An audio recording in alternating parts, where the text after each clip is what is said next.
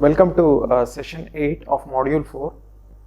So in session 7 we understood program evolution dynamics in terms of software maintenance. So we understood, so there is a process involved during software maintenance. Okay, so what is that process, how the process evolves, how it improves. So we understood through evolution dynamics. We also had a brief overlook of what are the laws proposed by Lehman. Okay. So we understood Lehman has proposed few laws for program evolution, okay, for software evolution. So we explored different laws. We understood the insights given by each and every law through example. Okay. So we also understood the types of software maintenance. Okay. So we know software maintenance is trying to fix the issues, flaws with the software when the software is being used by the client. Not only that, there are other types of software maintenance, not only fixing issues with respect to the code or design, which we called as fault repair. That is one type of software maintenance. We also explored the other two types of software maintenance, such as the second type being environmental adaptation. Okay, so changes at the client side, okay, changes in terms of software resources, changes in terms of dependent software, changes in terms of the hardware environment, changes in the way the stakeholders interact with the software. So all these may result in the existing software to be updated. Okay, so that was environmental adaptation. So even we had even called it as adaptive maintenance. The previous one was corrective maintenance. Okay. So the third one was functionality addition or preventive maintenance. Okay. So a new requirement needs to be added to the existing software in the form of feature or functionality. Okay. So that is the third type of maintenance, which we call as functionality addition or preventive maintenance. So what are the different reasons because of which a new requirement may arise? So we had covered it in detail and depth.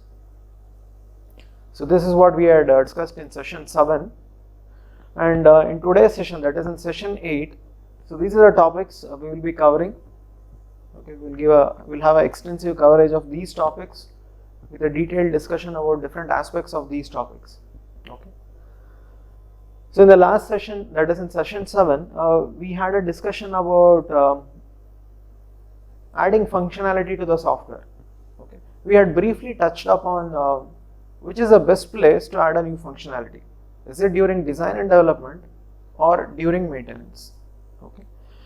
So the summary of the discussion was we understood adding a new feature or function during design and development itself is better rather than adding it during maintenance. Okay. So we will touch upon other aspects of it in terms of cost, and we'll try to explore this dimension in more depth and detail. Okay. So we will start with once again the development and maintenance, and we will try to explore it in terms of cost.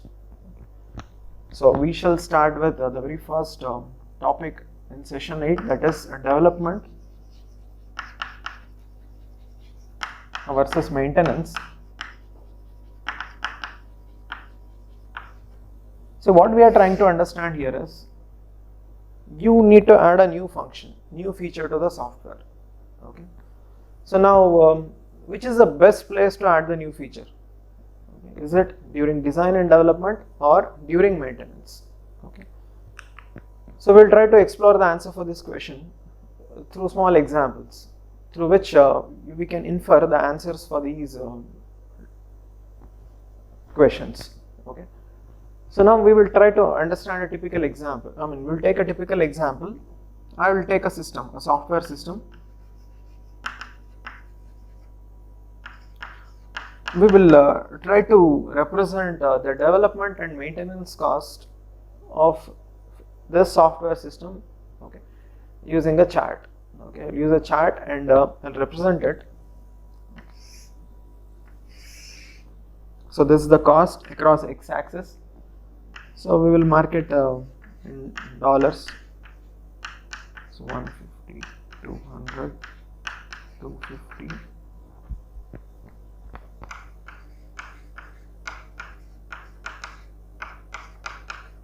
Okay, so typically it is around $400. Okay. So now for the software system which has been taken into consideration, for example, I will mark the development cost and maintenance cost. Okay.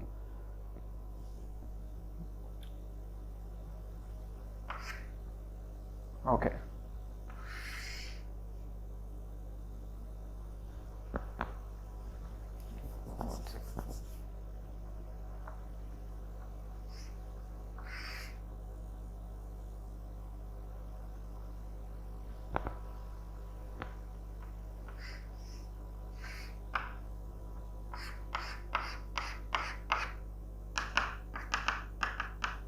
So this graph, you can see two parts in this graph.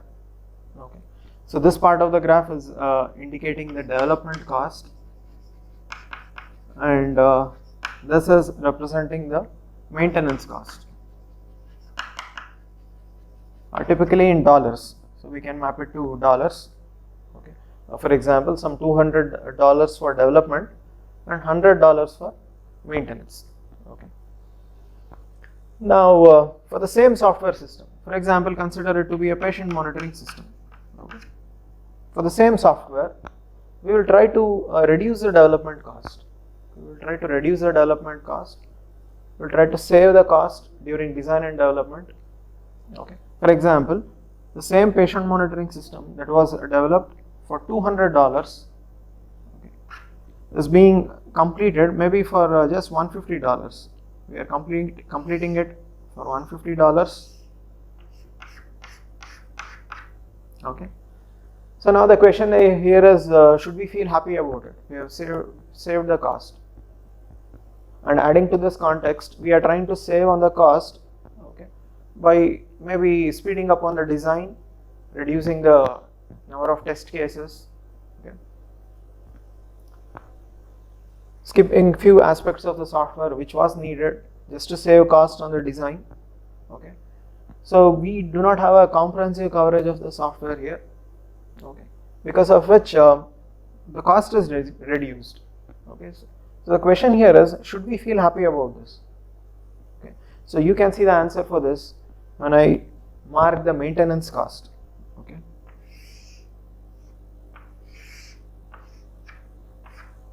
so just go through this pictorial representation for the maintenance.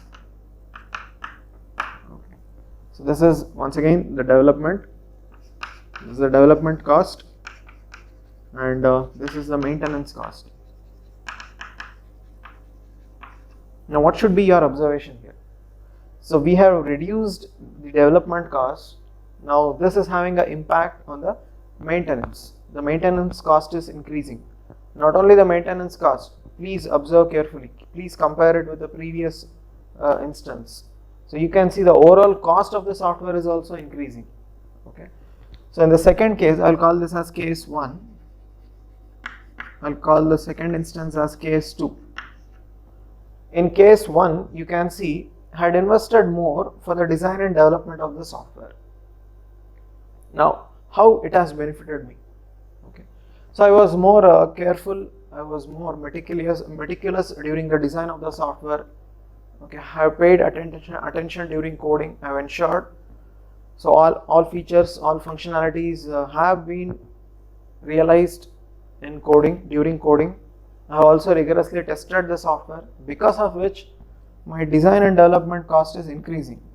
Okay, but no need to feel sad about it. The reason is, we see its benefit, we see its fruit during maintenance. You can see the maintenance cost has reduced.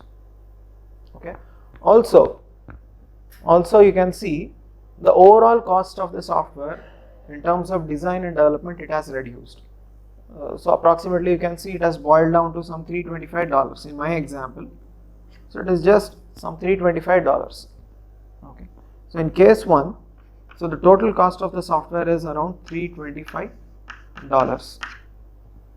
Now how about case 2? Okay, so what we have done in case 2?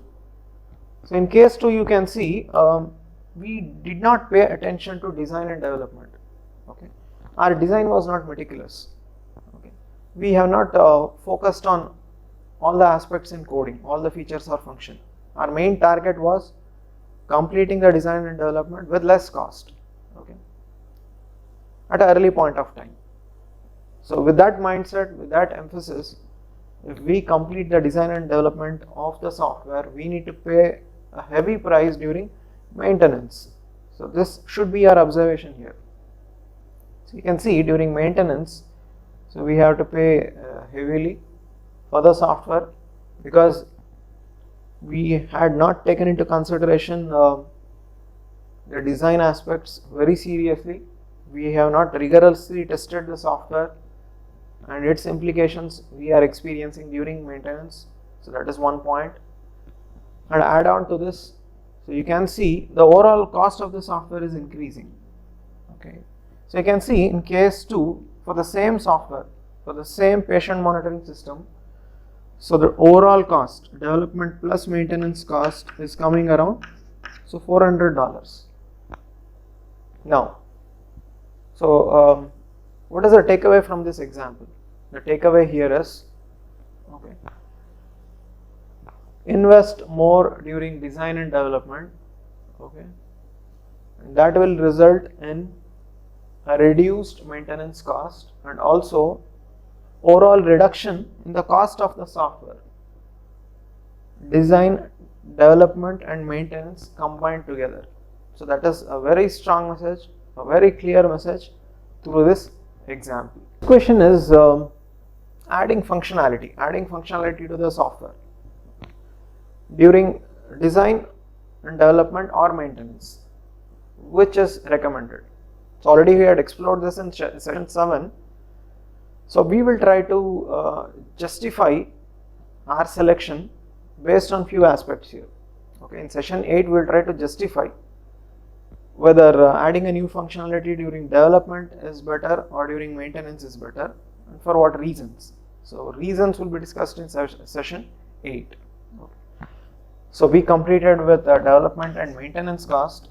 So now we will take up the second one. So we will try to compare addition of a new functionality in terms of expense during design and development or during maintenance. So we had explored adding functionality in session 7, where we understood a new functionality need to be, a situation may arise where you may need to add a new function to the software when the software is being used by the client. So we had explored various reasons for it. Okay. Also we understood adding the new functionality during development is better rather than adding a new functionality during maintenance. Okay. So we have the development, design and development.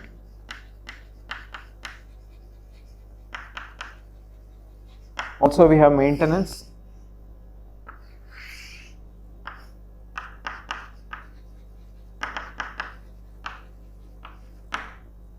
Okay.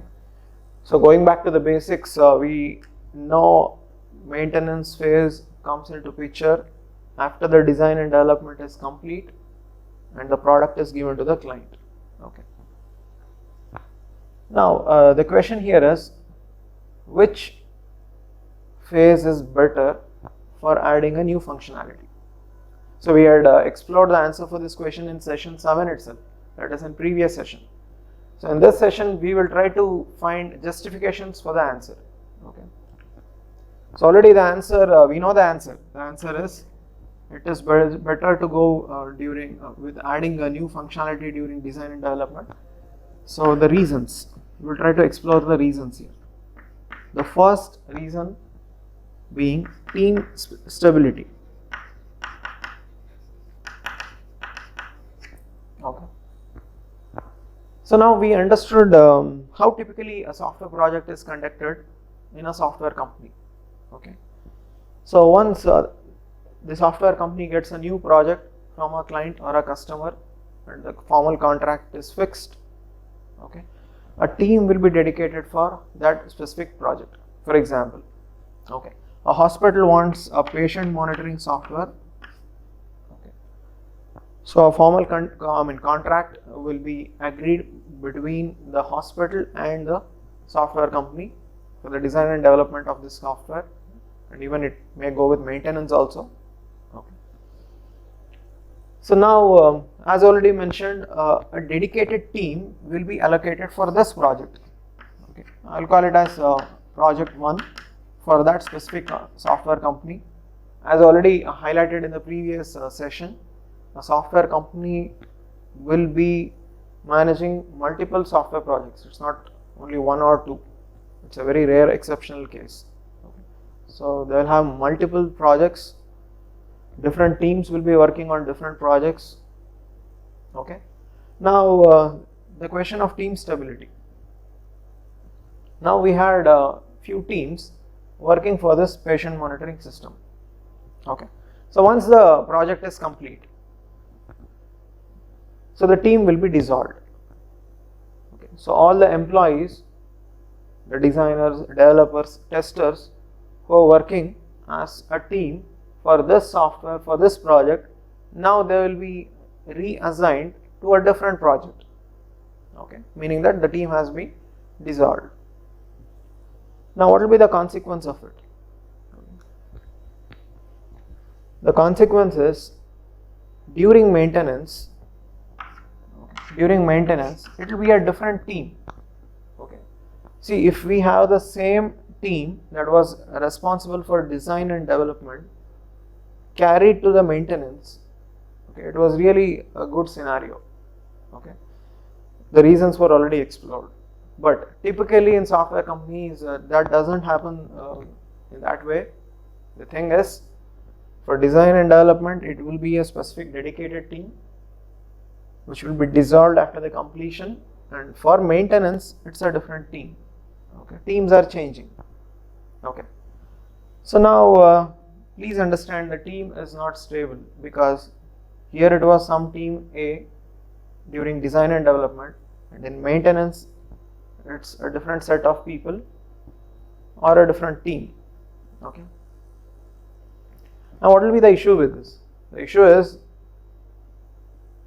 the people who are responsible for maintenance, first they need to understand the design aspects of the software, because they are not involved themselves with the software. So they need to understand what exactly was planned in the software, how the planning has been done.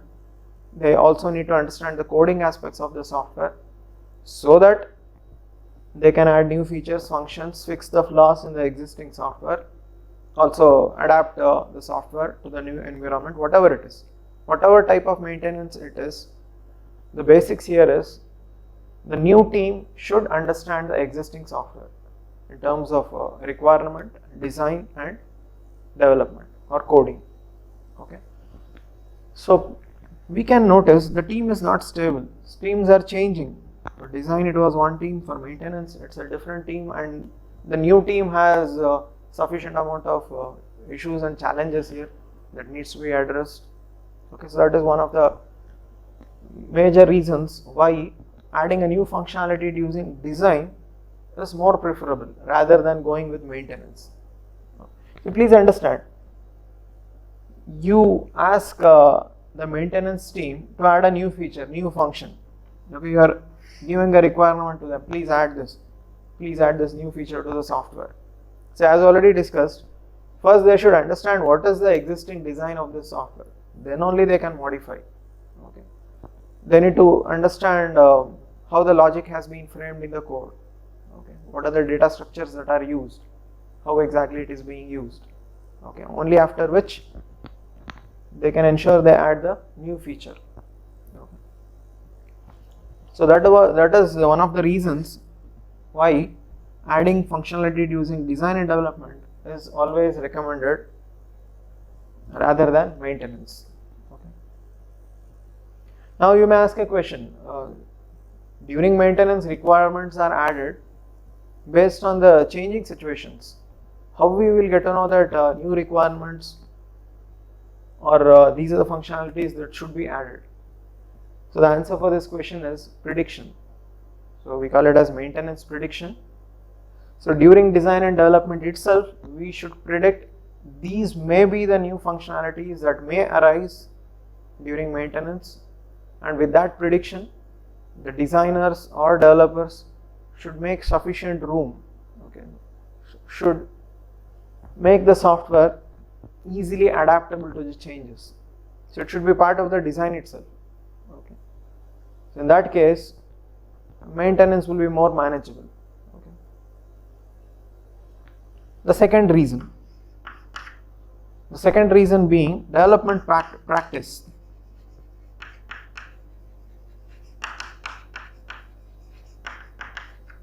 This can relate to the previous explanation. So as we are seeing, design team is different, maintenance team is different.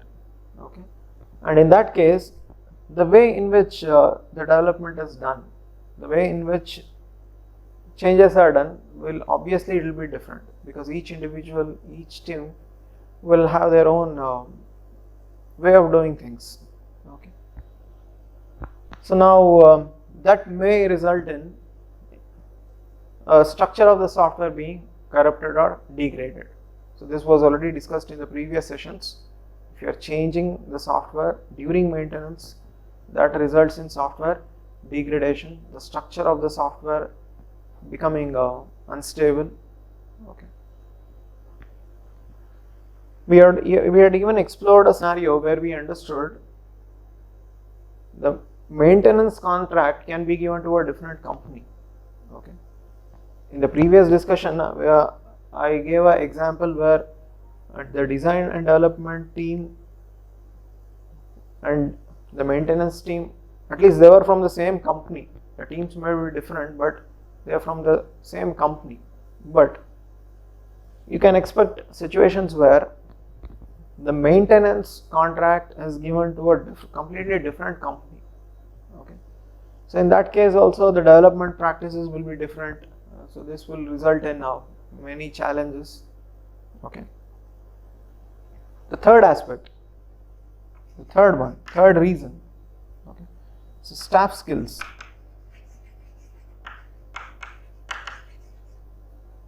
Okay.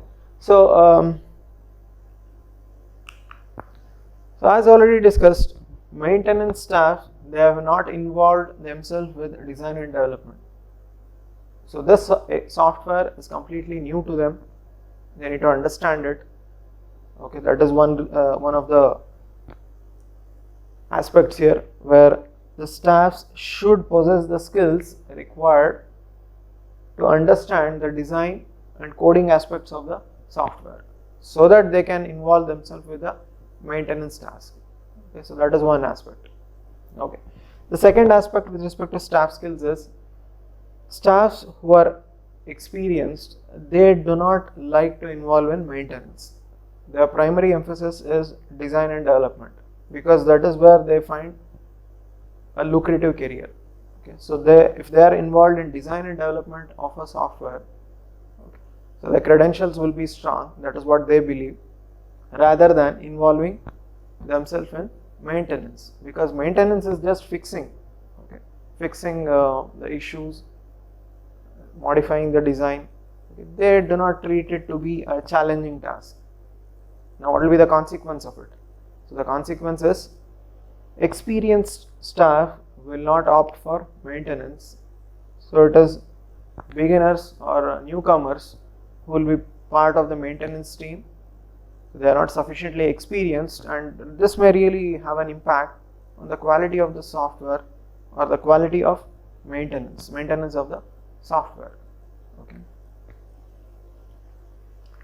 So that is the third reason why it is better to go with adding functionality, or it is better to come out with a design which is more flexible during design and development, rather than scratching our head during maintenance.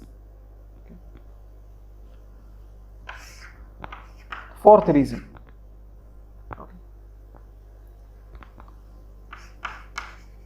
The fourth reason being program age and structure. Regarding the structure, we have repeatedly we have taken up this issue. You go with maintenance, each and every time you are changing the software, the structure is being degraded. Reason being, initially the software was designed for a specific set of requirements. Now the requirements are changing, for which the changes are being done. Each and every change will definitely have a very strong impact on the various components or dependent components or interfaces. Okay, and things may not go as per the expectation when the changes are happening. Okay, so this will obviously result in the degradation of the structure of the software. Okay, so now in terms of age of the software, how age can be a factor here during maintenance. So one aspect is, for example, consider a software that was developed before 10 or 15 years. You are trying to maintain that software. Okay, maybe a decade back, the process that was used, maybe that was more appropriate at that point of time, but in today's context, it is not appropriate. For example, we will assume that a waterfall model was used for design and development of a software, that is a patient monitoring system. Now it has entered into maintenance phase. The software is 8 or 10 years old. Okay. So if we go with the same approach, it may not be suitable in this junction. Okay. In this timeline. So the approach that was previously used may not be relevant in today's context. Okay. So that is one factor here. Old techniques that were used at that point of time may not be appropriate during maintenance. Okay. Now you may ask a question. So if that is the case, please go with a new approach. Okay.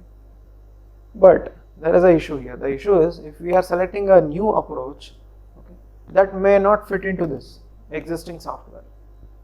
Okay. That may not be compatible with the existing software. One more aspect, one more factor in terms of age is documentation. Okay, as I already mentioned, maybe this was a software that was designed and developed a decade back. Okay, because of continuous changes, the documentation that was done may have become inconsistent, irrelevant, and if we lose documentation for a software, definitely we will face many challenges during maintenance, because documentation is giving us indicators or details about the software. Okay. And without understanding the details, without going into the details, if we try to do the changes may be make the software unstable. Okay. So the point here is, aging software, okay, may not have a very strong documentation which is regularly updated, reflecting the changes that have been done to the software. Okay. Also, one more issue with the aging of the software. So as already mentioned, the software has aged, means it has undergone many changes. Okay. We need to keep track of the changes. The software, when it was delivered to the client, it was version 1. A change was done, version 2. One more change, version 3. So like that, the software would have entered and evolved across multiple versions. Okay. So keeping track of the versions of the software is very important. Okay. So we have a separate topic regarding that called as change management. Now, as the software is aging, managing the versions of the software will be difficult, or we may lose track of the versions. Okay. The flow may go in a very ad hoc manner. Okay. So that was a point. So these are the various reasons because of which trying to add all the functionalities during design and development itself is better, rather than waiting for the same during maintenance. So we understood, because of these reasons, adding new functionality during maintenance will be a challenging task. So to avoid that situation, to avoid this, the recommendation here is try to ensure all the functionalities of the software is part of the software during design and development itself. Not only that, also ensure that you predict the changes that may happen during maintenance and make sufficient room and flexibility for that change during design and development itself. Okay, so invest more of your time, more of your resources on design and development, so that you can worry, or you need not worry much during maintenance, and also you can reduce the overall cost of the software with design, development and maintenance combined as a whole, which just now we discussed in the previous discussion. Okay. So the bottom line here is, it's generally a convention that the software companies typically think of design and development to be one part and maintenance to be a different part. Okay. So the thing here is, the software companies should not consider these two as separate aspects, different aspects. Okay, so design and development and maintenance, if it is treated in one single flow, if it is treated as one single life cycle of a software from the beginning to the end, and if the same team is retained for maintenance, so definitely the company will experience many benefits, and also the benefit will even reach the customers, which will really help build a brand image for the software company, and also the customers will also feel happy. Okay, so that is the summary of the overall discussion that we had from the beginning of this session, and even at the conclusive part of the previous session. Okay.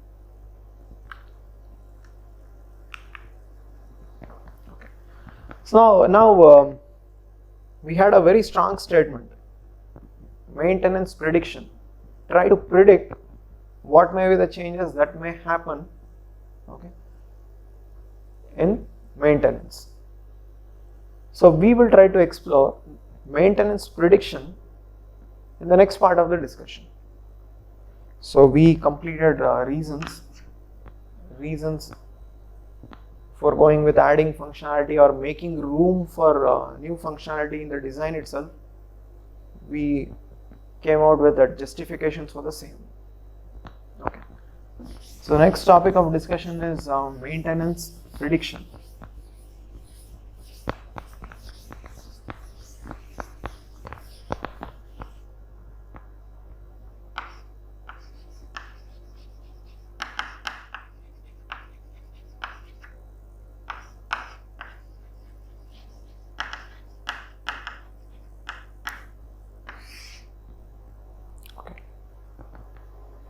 So we will try to understand, doing the predictions about maintenance when we are in design and development itself, how it will benefit.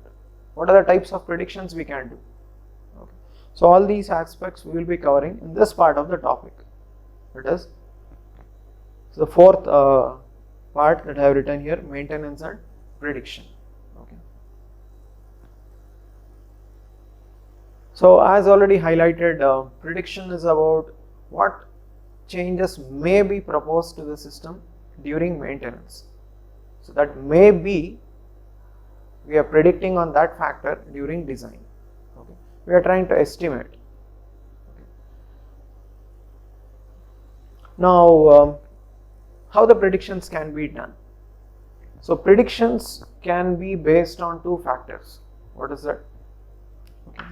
So you can do the prediction based on how the system relates to the environment, how the software system, to be more specific, how the software system, or if it is a hardware and software combined together, so you can write the same. Okay, how the system relates with the environment. Based on this, we will try to come out with some predictions. Now, what is the use of this prediction? It was already highlighted. If you are able to predict accurately, okay, if you are able to come out with appropriate predictions, you can reflect it in your design itself, so that maintenance will become easier, the cost is reduced during maintenance, and we do not face a tough situation during maintenance. Okay. So now, how trying to understand the software system and its environment with which it is interacting. Okay, how this understanding can help us come out with the maintenance prediction. So this is the topic of discussion at this point of time. Okay. Now, I'll try to depict it graphically. Okay, this is our software. Okay, this is our software, and this is the external environment, external entities. Okay. In my example, I will consider a few external entities like external entity 1, external entity 2, external entity 3. Now, what are the external entities? I will take an example. Now, consider maybe a banking software. This is a banking software. As we understood, a software is not a unit which is interacting with its own components or modules. Okay, it will be interacting with the external environment, external systems, external softwares. Okay, for example, a banking software. See, it is interacting with the stakeholders. Who are the stakeholders? The manager, okay, the clerical staff, the customers who are visiting the bank. Okay, so they are the stakeholders. The software is interacting with them.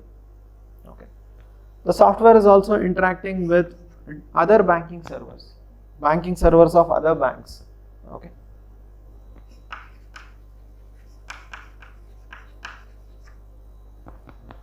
so software is interacting with third-party softwares.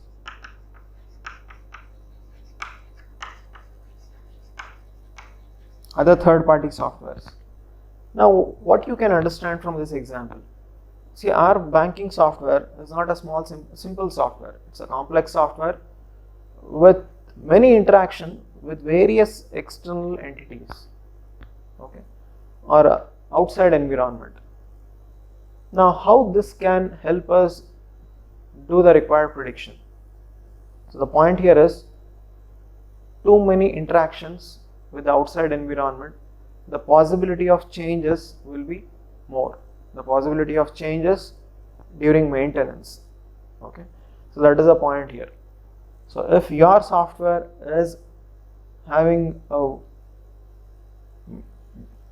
detailed interaction with many external context, okay, many entities in the outside environment, so the possibility of changes during maintenance is high.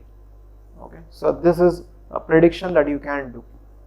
Okay, or to put it in other words, if this is the case, the possibility of new requirement arising during maintenance is very high. Now, with this prediction, with this data, what I can do? So as already mentioned, I got to know that yes, many entities are there in terms of the external context. Let me come out with a design which is flexible, which can be accommodative for the new changes or for the new requirements that may arise during maintenance. Okay, so I'll plan my design in those lines. Okay, so that was the essence of the discussion here. I'm predicting that yes, new requirements will arise because of these reasons, and with this prediction I have planned my design carefully to accommodate those new requirements that may arise during maintenance. So that was one type of guesswork, one prediction that you are doing.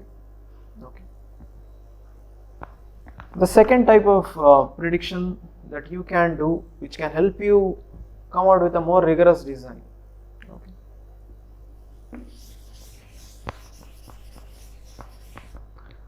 The second one may be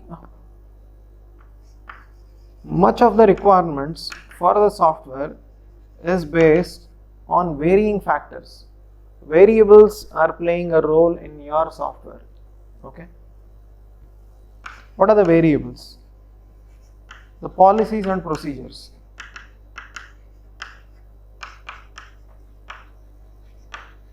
See, if much of your requirements in the software is a reflection of policies and procedures of the client, then definitely you can expect new requirements to arise during maintenance. You can easily predict. What is the reason? Now I have a question here.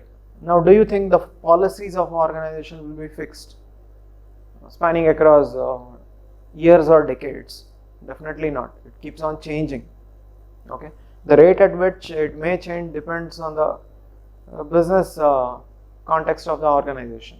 The changes may happen on a day-to-day basis, or on a weekly basis, monthly basis, yearly basis, whatever it is.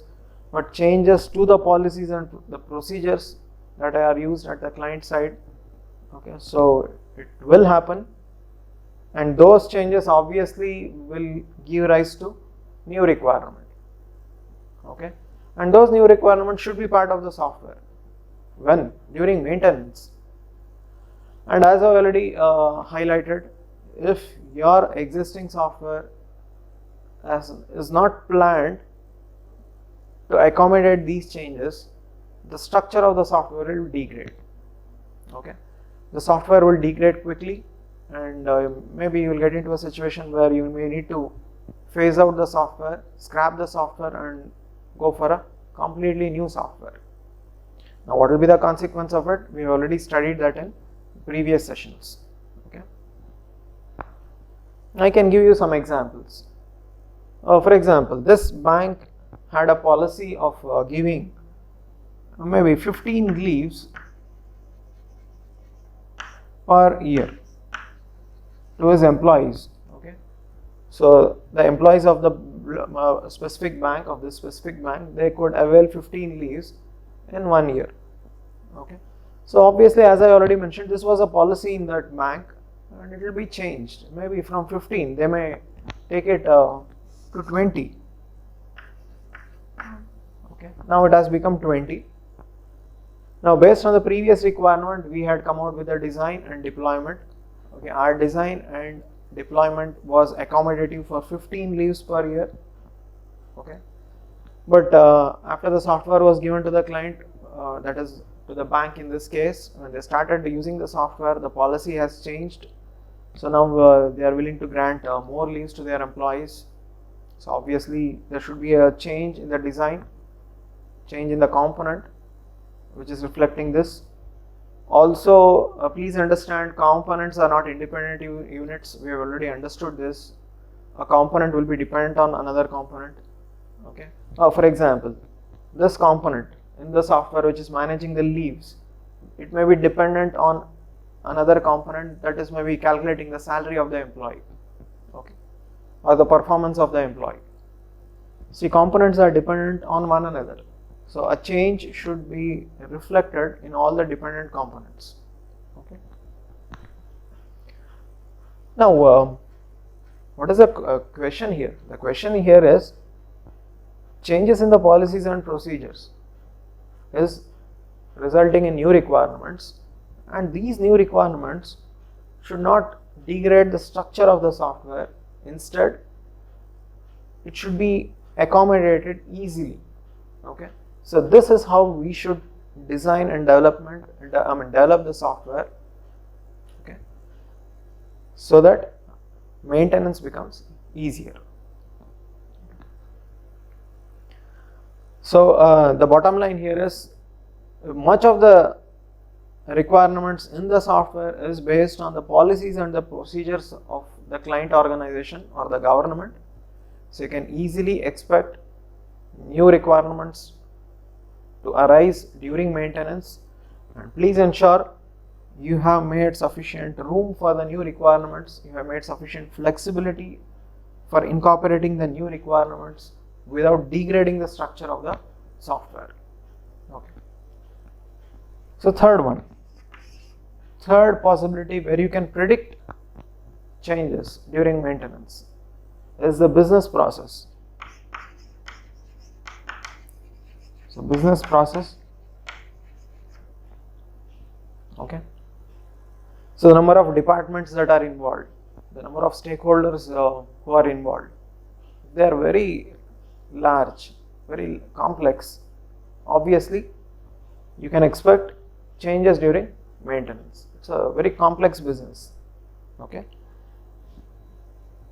So new changes can be expected. So please make sufficient. Please ensure that this is accommodated within the software during design itself. Okay. So this was maintenance prediction, okay, based on the software and its environment. The environment included the external context in the first case, policies and procedures in the second case, and the complexity of the business in the third case. So by analyzing it, we can predict whether maintenance will be a difficult task, whether we will get new requirements during maintenance or not. Okay. And with this prediction, ensure your design is accommodative of those changes. Okay.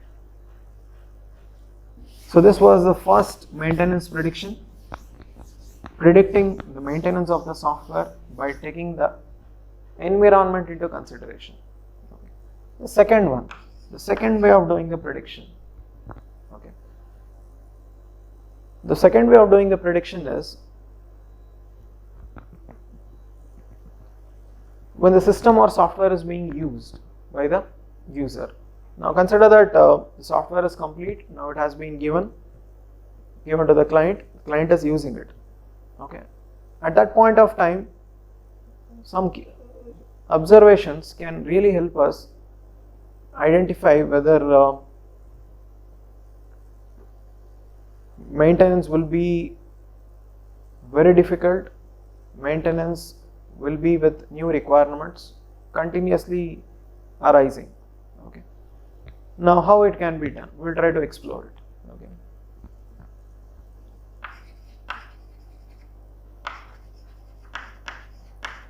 So maintenance prediction when the system is put to service.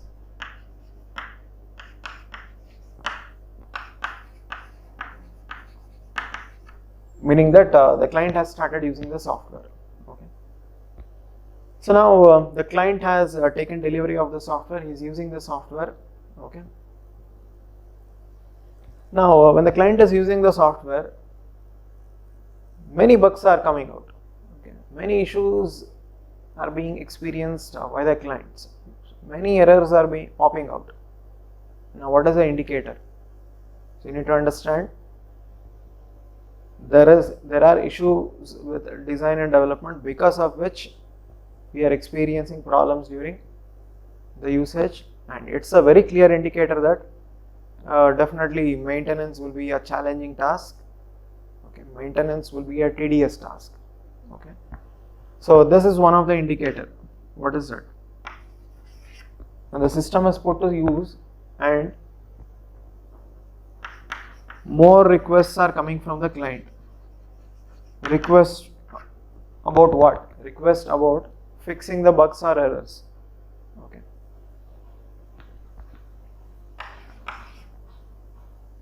Not only that, if it is taking more time to fix it, in the previous case we understood more errors, more bugs are coming on a day-to-day basis. Very frequently bugs and errors are popping up in the software during usage. Not only that, once a bug has been found, the time taken to fix the software, the time is very high, Okay. It's an indicator that many dependent components are there. Because of which it has been impacted. Okay, so the new bug or flaw, okay, so that has been identified is having an impact on many dependent components. So that is what you need to understand if more time is being consumed to fix the issue. Okay. So more requests and more time to fix. So this is a very clear indicator that maintenance will be a challenging task, will be a difficult task. Easily you can predict. Okay. So over the long run, so really we have sufficient challenges. So this is a very clear message, a very strong message. If more requests are coming from the client to fix the issues or bugs. Now, what is the reason for this? The reason we have already explored. We have not invested sufficient time, sufficient resources, sufficient amount of thinking during design and development. We have not tested the software product in a rigorous manner, and its consequence we are seeing in the form of more issues when the system is put to use. Okay. So this was maintenance prediction.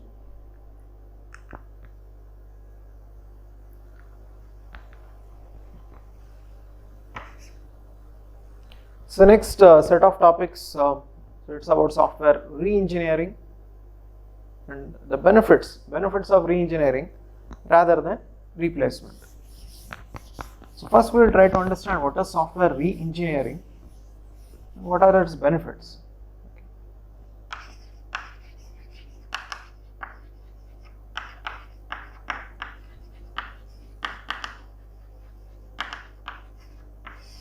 Software re-engineering.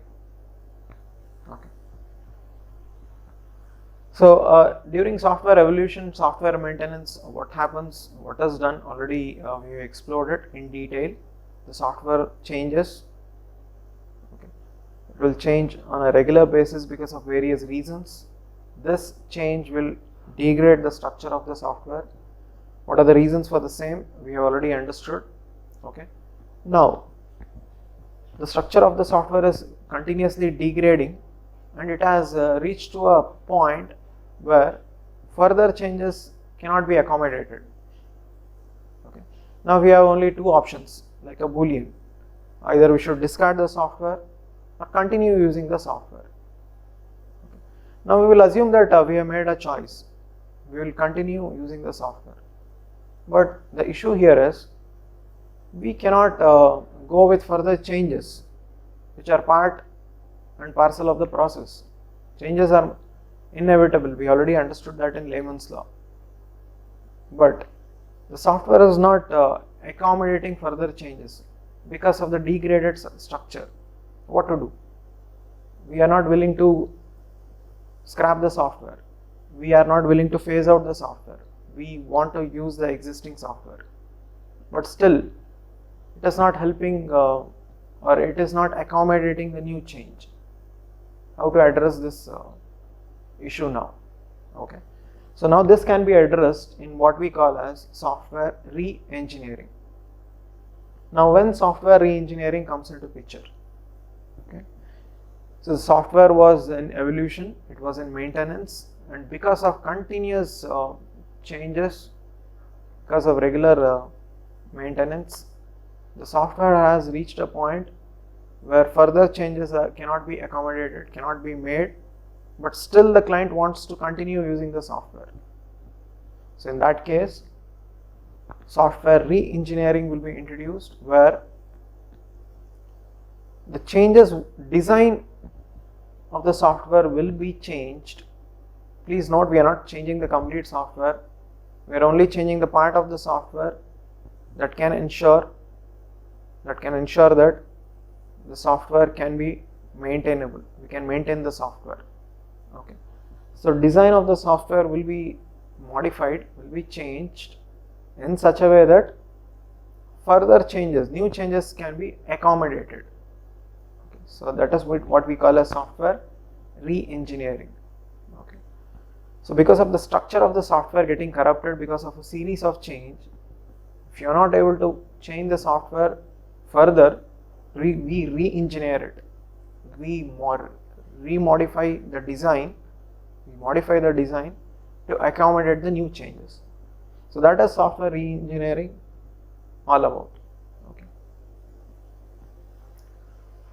So what exactly is done in software re-engineering? So we try to understand what should be changed, where it should be changed, we plan for it, and we go with it. That's it. Okay. Now, what is done during re-engineering? The various aspects of it, we'll explore it in the next session. But we'll try to understand what are the benefits of re-engineering.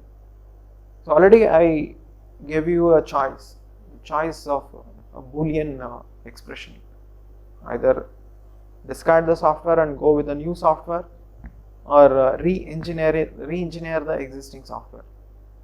And the obvious choice was re-engineer the existing software. Why not discard the software? The reasons for the same was already discussed. We understood that in one of our previous sessions. See, discarding the software is not a big issue. We can easily do it. We can dump the software. We can uninstall the software. But the business process should continue at the client organization, for which they need a new software. New software means they need to come out with new set of requirements. They need to have a rigorous discussion with the company. Okay. So they need to come out with a design, coding, development, deployment, testing. We know the complete story here. Okay. It will take some time. It will take huge amount of resources. It will incur extra cost to the company. Okay. So these are the things that needs to be taken into consideration before scrapping a software, before phasing out a software.